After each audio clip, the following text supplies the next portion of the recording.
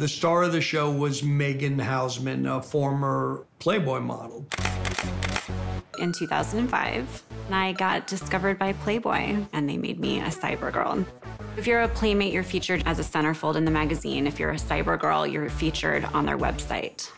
Playboy at that time had all different kinds of products that they were trying to promote. So I did runway shows with their clothing line.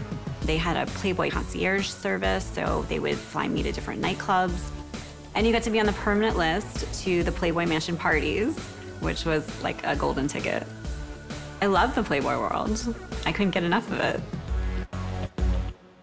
But in 2007, I just got too busy with reality TV to continue with Playboy. Hi, Megan. How's it going? So the concept of Megan Wants a Millionaire was that I was single. I was looking to be in a relationship. I would prefer that person to have a lot of money and also be single, and for us to live happily ever after. The 17 bachelors had to have a minimum of a net worth of $1 million. Oh my God! And the casting agents held casting parties at different nightclubs and interviewed men to be on the show. 14 of you are pre-approved. 3 of you will be declined.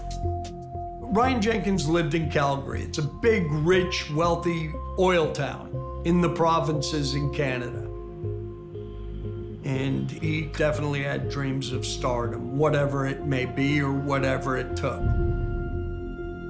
I met Ryan Jenkins on the first episode. Hello, Megan. I remember he was wearing a purple shirt, and I had a purple dress on. And my dog had a purple bow on her neck. So we all matched. And I liked him from the very beginning. Ryan would spend his time writing love letters to me. Hey, baby, I just wanted to tell you that I'm having a great time on this show, and it's all because of you. I always feel a connection with you regardless of what we are doing, as if you and I were the only ones in the room. I can't wait to have you all to myself, as I truly feel that a life together with you would be amazing. Your boy, Ryan. We had a real relationship happening, but we had to keep it secret. This is an elimination contest show called Megan Wants a Millionaire. You know, you pretty much have to be a millionaire, don't you? So he told the casting director, and it went all the way up the chain in production, that he was worth $2.5 million. Ryan claimed to be a millionaire, but it became obvious that he really didn't have much money. Ryan's father's a real estate developer, has property in Canada, and he's actually the millionaire in the family. Ryan's not a millionaire. His father was a millionaire. Window seat. But I didn't care. I really liked him. When we were down to the last 3 contestants, I told the producer that I wanted to pick Ryan, and she said that that was not what they had planned. And that was the first time that I was made aware that the decision wasn't up to me. I had no time to tell him that I was going to eliminate him. Plus, I could not have jeopardized the show and told him before the elimination ceremony. Hi, boys. Ryan was standing in front of me with the other 2 contestants, the final 3, and I was shaking. A connection that I had a microphone in my ear, and I was just repeating what they were telling me to say, and I had to tell him he was eliminated. And he was just shaking his head and saying, like, no, that's not true. A lot of times reality shows don't have a lot of regard for the people involved because they want to get the story. That's the first priority. They want a TV show that's gonna grab eyes and that everybody's gonna watch. So they're gonna get the content they want. They're gonna edit it the way they want. You know, they're gonna make you say what they want you to say, basically. So after the elimination ceremony, he got back to his hotel and he started calling me over and over and over again. And I mean, I was getting ready to fly to Mexico to film the finale, and I had the producers with me. I could not talk to him on the phone. And then I was planning on calling him and explaining everything to him, smoothing it all over, and we could just go on with our happy plans. And 2 days later, he called me, and before I got to explain to him what happened, he said, "I have met the love of my life and I'm married." I really could not believe it, because just 2 days before that, he told me he was gonna marry me, and I was the love of his life. Well, to say it was a whirlwind romance would be an understatement. Ryan told me that he met her in a nightclub in Vegas.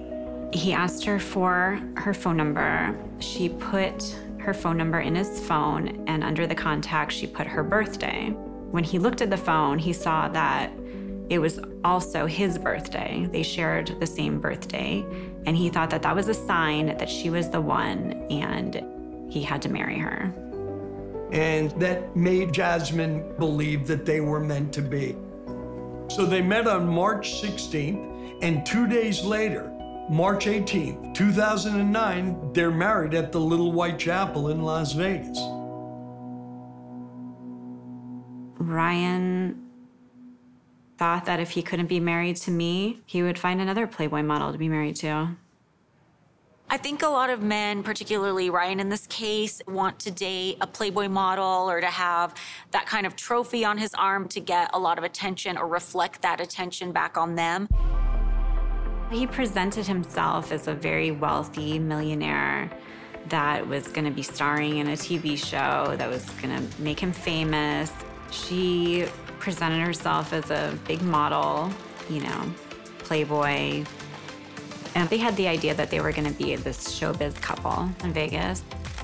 They seemed like a glamorous power couple, but it was all a facade.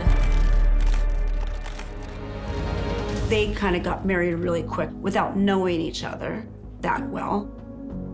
And having some problems, and she just didn't know how to handle it. It's starting to look to Jasmine that, she threw it in for the wrong guy. This guy doesn't have any money. He kept promising that he'd have money and be able to take care of them, but he couldn't get his money into the country from Canada. She worked hard for her money, and he was dipping into it, and she resented that. He's not the guy he told her he was.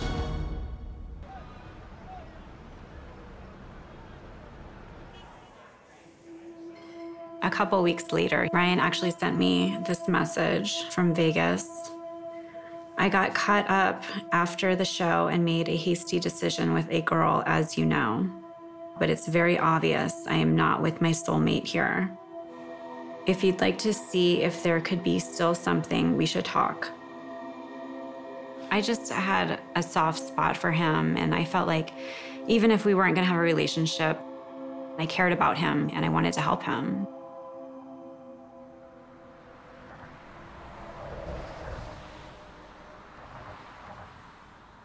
Ryan was our person of interest, but we also had to look at others. We wanted to speak with anyone that had any contact with Jasmine, specifically, days before her murder. Came back from the coroner's office that DNA was present on Jasmine Fio's body. When they do the rape kit, they found semen. Guess what? DNA's in the system. Michael Cardozi is a parolee who had just been released from prison. And he was a former husband of Jasmine. I'm just like, what? I had to double take when I found out that she had been married before. And we learned that she had been with him days before being murdered.